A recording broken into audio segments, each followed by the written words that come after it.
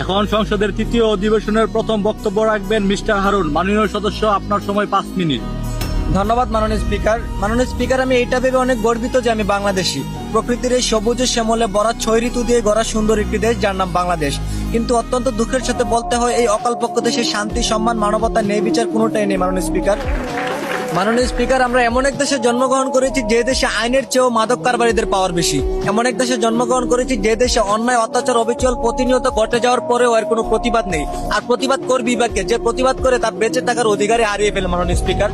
মাননীয় স্পিকার, আজ আমরা উন্নতিশীল জাপান থেকে প্রায় 200 বছর পিছিয়ে কেন জানেন? তারা সরকারের আদেশ অনুযায়ী প্রতিদিন 8 ঘন্টা ব্যক্তিগত ডিউটি করার পরেও নির্দিষ্ট 2 ঘন্টা দেশ এবং দেশের উন্নয়নের লক্ষ্যে কাজ করে থাকে মাননীয় স্পিকার। আর আমরা কাজের পাশাপাশি একে অপরের পিছনে আঙ্গুল ঠেকাতে ব্যস্ত থাকি, চুরি, ছিনতাই, খুন খারাপি করে নিজে বড়লোক হওয়ার চেষ্টা করি মাননীয় স্পিকার। মাননীয় স্পিকার, যে দেশের সাধারণ মানুষ বেঁচে থাকে আইনের উপর ভরসা করে, সে দেশের আইন বিক্রি হয় মোটা অঙ্কের টাকার কাছে। যে দেশের মা বোনেরা রাস্তায় হাঁটলে সম্মান নয় ধর্ষণ হয়, সে অভিশপ্ত দেশে কিভাবে আল্লাহর রহমত আসবে মাননীয় স্পিকার? দেশটা যেন আজ মাদক কারবারিদের হাতে। প্রতিটা এলাকা, প্রতিটা অঞ্চল আজ মাদক দ্বারা পরিপূর্ণ মাননীয় স্পিকার। আর মাদক হলো এমন একটা জিনিস যে খায় সে নিজেও ধ্বংস, এমনকি পাড়া প্রতিবেশীদেরকে অত্যাচার করে বেড়ায়, কারণ তাকে সবাই ভয় পায় মাননীয় স্পিকার। মাননীয় স্পিকার, যে দেশের শিক্ষার্থীরা দেশ ও জাতির উন্নয়নে 24 ঘন্টায় পড়াশোনায় মনোযোগ দেওয়ার কথা, সে দেশের শিক্ষার্থীরা প্রেমিক প্রেমিকা, গার্লফ্রেন্ড বয়ফ্রেন্ড নিয়ে পার্কে ঘুরে। এটার জন্য তাদের বাধ্যতামূলক হয়ে গেছে মাননীয় স্পিকার। যে দেশে স্কুল ড্রেস পরে শিক্ষার্থীরা ভালোবাসার মানুষ নিয়ে পার্কে জড়িয়ে ধরে বসে থাকে, বুকরা হিজাব পরে টিকটকে নাচানাচি করে, সেই জাতি কখনো দেশের উন্নয়নের আশা করতে পারে না মাননীয় স্পিকার।